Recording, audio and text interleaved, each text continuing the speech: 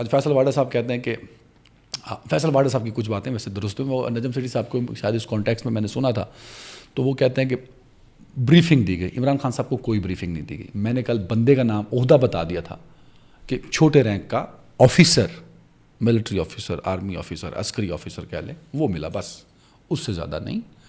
یس، یہ جو بات عمران خان صاحب کے بارے میں فیصل واڈا صاحب نے کی ہے کہ ان سے کوئی بات چیت شاید نہیں ہو رہی، ایسا کچھ کہا ہے، تو ایسا نہیں، ان سے بات چیت ہو رہی ہے.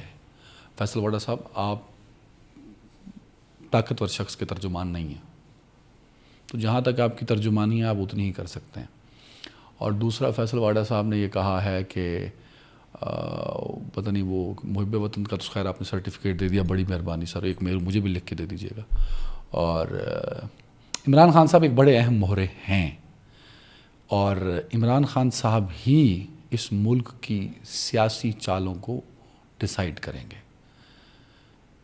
نواز شریف صاحب، آصف زرداری صاحب، شہباز شریف صاحب، دیکھیں ٹھیک ہے، ہم نے جنگ جیت لی، ہم نے بڑا مارکا مار لیا، پر یہ جو ایک جنگ تو ایوب خان صاحب نے بھی جیتی تھی، وہ تو فیلڈ مارشل بنے تھے، تو اس ٹائم بھی صورتحال سیاسی طور پہ بدل گئی تھی. ہم نے جنگ جیتی، فوج کا مورال بہت اوپر ہے، اور میں یہ بار بار کہہ چکا ہوں. میں اس دن تو میں نے 2 دن پہلے تو باقاعدہ کہہ دیا تھا کہ ہمارے army chief general Asim Munir نے واضح طور پر کہہ دیا ہے کہ پوری قوم اس جنگ میں شانہ بشانہ کھڑی تھی، بلا تفریق.